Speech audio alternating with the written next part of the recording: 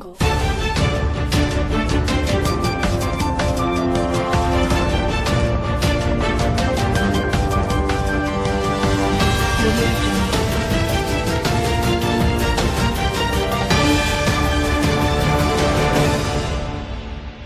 नमस्कार, Hindi news bulletin में आपका स्वागत है। मैं हूं बिपाशा पाल। प्रस्तुत हैं आज के प्रमुख समाचार।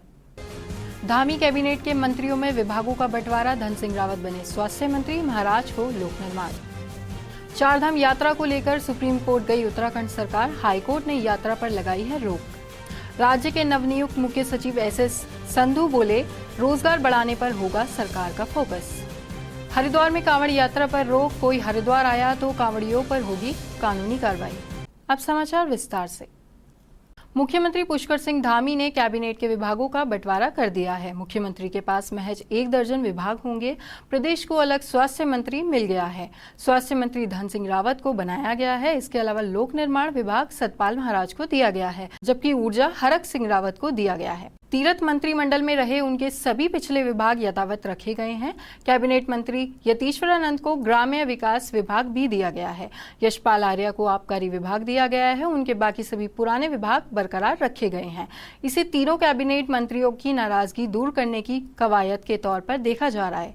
बाकी मंत्रियों के विभागों में कोई बदलाव नहीं किया गया है।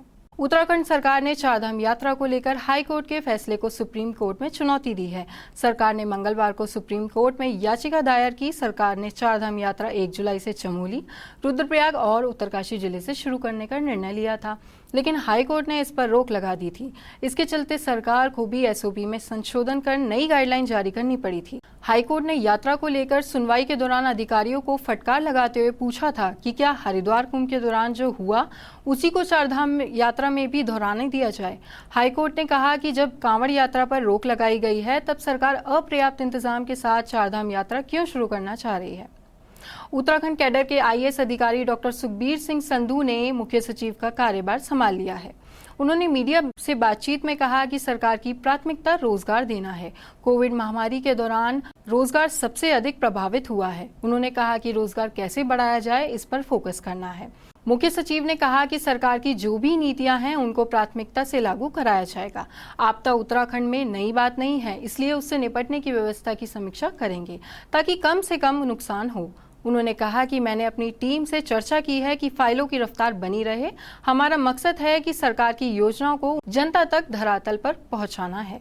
उत्तराखंड में सक्रिय मामलों की संख्या घटकर 1538 से कम पहुंच गई है। स्वास्थ्य विभाग के अनुसार मंगलवार को 26,083 सैंपलों की जांच रिपोर्ट नेगेटिव आई है। चमोली जिले में एक भी संक्रमित मरीज सामने नहीं आया है। वहीं अल्मोड़ा में 5, बागेश्वर में 1, चंपावत में 6, देहरादून में 20, हरिद्वार में 15, नैनीताल में 14, पौड़ी में 1, पिथौरागढ़ में 7, रुद्रप्रयाग में 2, टिहरी में 6, उधम सिंह नगर में 3 और उत्तरकाशी में 9 मामले सामने आए हैं। प्रदेश में कोरोना के चलते अब तक कुल 7,338 लोगों की जान जा चुकी है।